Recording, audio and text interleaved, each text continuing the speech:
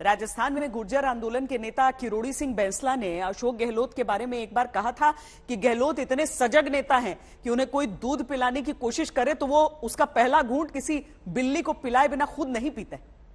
गहलोत के करीबियों का कहना है कि वो अपने विरोधियों की सारी बातें याद रखते हैं। वो कभी भी खुलकर नहीं बोलते, लेकिन चुपचाप अपना काम कर देते हैं। जादूगर तो मैं हुई, इसमें नई बात क्या हुई। जादू करते करते मैं यहाँ तक पहुंचा हूँ। माली कम्युनिटी का आदमी, कोई जाति का बेस नहीं, 200 में से खाली एक विधायक माली जीत के आता है, तभी मुख्यमंत्री आपने बना तो बार बार, तो जादू नहीं है क्या ये? बताइए, ये जादू ही है। केंद्रीय मंत्री बन गया मैं 3 बार।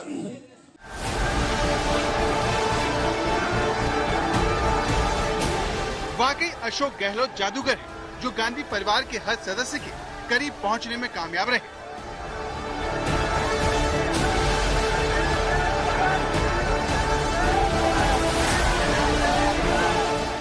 या फिर यूं कहें कि गांधी परिवार के हर सदस्य का भरोसा उन्होंने कभी टूटने नहीं दिया।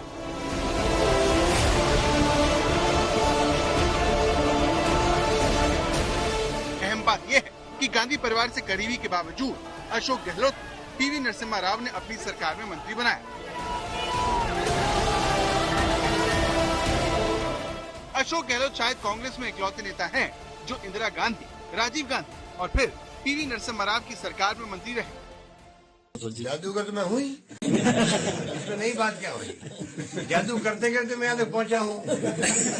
माली कम्युनिटी का आदमी, कोई जाति का बेस नहीं, 200 में से खाली एक विधायक माली जीत के आता है, तभी मुख्यमंत्री आपने बना तो बार बार, तो जादू नहीं है क्या ये?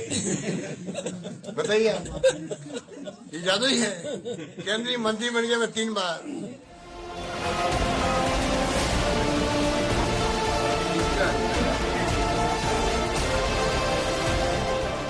अशोक गहलोत को जादू के अलावा घूमना फिरना भी बहुत पसंद है। यही बात उन्हें राजस्थान में कांग्रेस का सबसे बड़ा नेता बनाती है, जिसकी पहुंच और पहचान राज्य के हर क्षेत्र में है।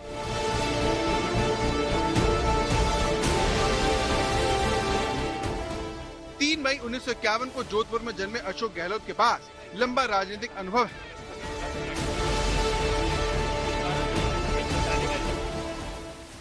वो साल 1982 से 1993 के बीच केंद्र में पर्यटन और नागरिक उड्डयन राज्य मंत्री, खेल राज्य मंत्री और कपड़ा मंत्री का स्वतंत्र प्रभार संभाल चुके हैं। 1980 में पहली बार जोधपुर से सांसद बने अशोक गहलोत 5 बार सांसद भी रहे हैं।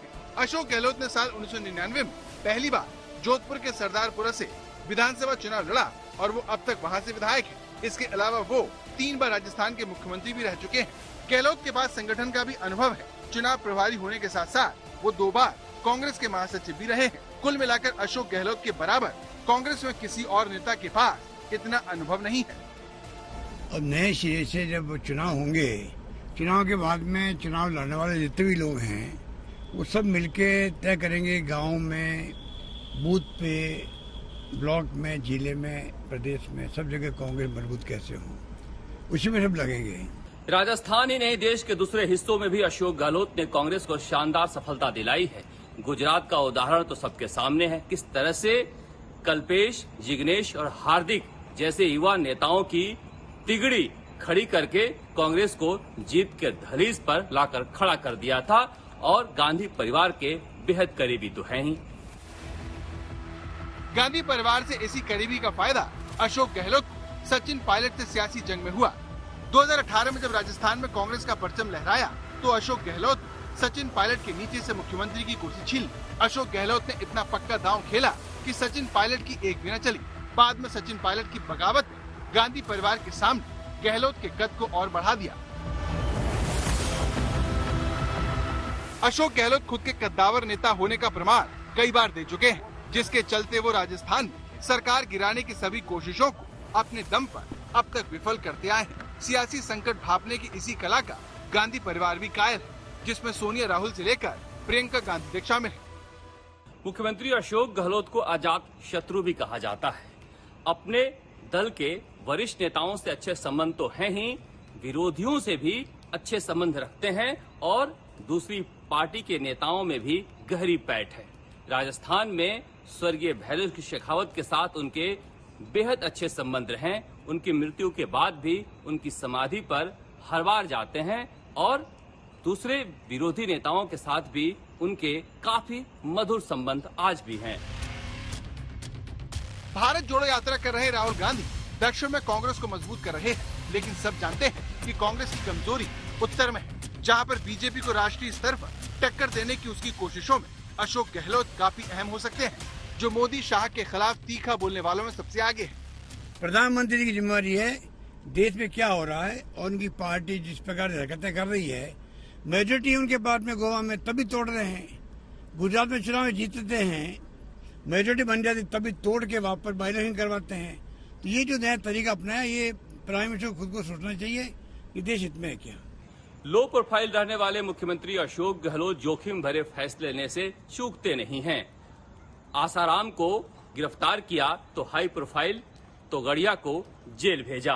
राजनीतिक जीवन में उन्होंने कई इस तरह से जोखिम भरे फैसले किए हैं और उस पर डटे रहे हैं। कई लोगों का मानना है कि अशोक गहलोत कांग्रेस के चाणक्य कहे जाने वाले अहमद पटेल की खाली जगह को भी भर सकते हैं।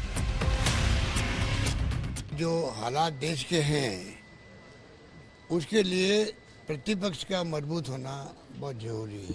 कांग्रेस संगठन को मजबूत करने के लिए ब्लॉक के स्तर पर, गांव स्तर पर, जिला स्तर पर हम मजबूत भी करें और जो विचारधारा हमारी है उसको बेस बना करके हम लोग आगे बढ़ें और एक मजबूत प्रतिपक्ष के रूप में उभर के आए हम लोग। हर राजनीतिक दल में अलग अलग किस्म के लोग होते हैं। अहमद पटेल की एक अपनी भूमिका थी, लेकिन ये बात सही है कि अशोक गहलोत जो हैं वो गांधीयन विचारधारा के हैं। बहुत सीधा उनकी जीवन शैली है, राजनीति को बहुत एंजॉय करते हैं। रुपये पैसे का भी उन्हें हिसाब किताब पता होता है, मतलब साधन के कहाँ से जुटाए जा सकते हैं, कहाँ से आ सकते हैं, और ईमानदारी और निष्ठा और पार्टी के प्रति वफादारी, तो तमाम चीज़ें उन्हें अहमद पटेल या उससे अच्छी कैटेगरी में रखते हैं। और नेहरू गांधी परिवार पूरी तरीके से आश्वस्त है कि वो उसको अच्छे ढंग से चलाएंगे।